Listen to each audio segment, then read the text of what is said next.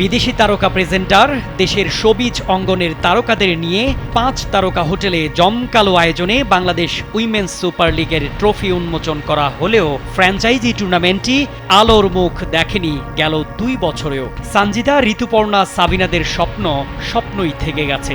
কোটি টাকা খরচের পরও আসরটি মাঠে না গড়ানোর নেপথ্যের কারণটাই বা কি? কালবেলার মুখোমুখি হয়ে সেই জট খুললেন বাফুফের সহসভাপতি ফাহাদ করিম। নারীদের ফুটবল নিয়ে আমাদের অনেকগুলি প্ল্যান আছে, তার মধ্যে ফ্র্যাঞ্চাইজি লিগও একটি অন্যতম, এবং সেই প্ল্যানিংটা আমরা করছি আমাদের মেয়েদের ক্যালেন্ডার দেখে। আমার মনে হয় এটা আপনি জানেন, বাট তারপর আপনাকে আমি বলি, আমাদের মেয়েদের ক্যালেন্ডার কিন্তু এবছর অক্টোবর পর্যন্ত ফুললি বুক। তো আমরা যখন দায়িত্ব নিই, আমাদের প্ল্যান ছিল যেটা আমরা বছরের শেষে দিয়ে করবো, সে নভেম্বর ডিসেম্বরকে মাথায় রেখে 4টি দলকে মাথায় রেখে করবো। সে ব্যাপারে আমরা প্রাথমিক কিছু কাজও সম্পন্ন করে রেখেছি।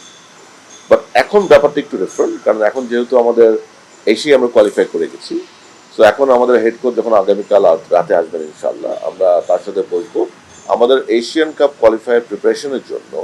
আমরা একটা টোটাল প্ল্যান করবো এখন। এটা আমাদের সম্মানিত সভাপতি নিজে করবেন, আমাদের হেড কোচের সাথে বসে এবং টেকনিক্যাল টিমের সাথে বসে। সেই প্ল্যানিংয়ে ডেফিনেটলি একটি কম্পিটিটিভ লিগ থাকবে।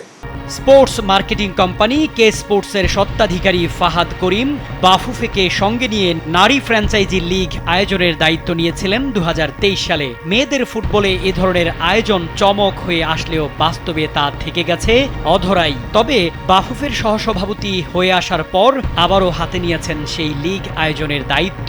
কালবেলাকে জানিয়েছেন লিগের সম্ভাব্য সময়। ডেফিনেটলি আমরা একটা লিগ করবো মেয়েদের জন্য। এখন সেটা কি ফ্র্যাঞ্চাইজি লিগ হবে নাকি জাতীয় লিগ হবে, সামনের বছর এএফসি ক্লাব চ্যাম্পিয়নশিপকে মাথায় রেখে, সেটা আমাদের পরিকল্পনার বিষয়, সেটা আমাদের সিদ্ধান্তের বিষয়। বাট এতটুকু আপনাকে বলতে পারি যে ইনশাল্লাহ এই ক্যালেন্ডারের ভিতরে ডেফিনেটলি নারীদের লিগ হবে। ফাহাদ করিমের পরিশ্রম আর পরিকল্পনা যদি আলোর মুখ দেখে, তবে 2026 এশিয়ান কাপের আগে নিজেদেরকে বেশ ভালোভাবেই ছাড়িয়ে নিতে পারবেন ঋতুপর্ণা মারিয়ারা।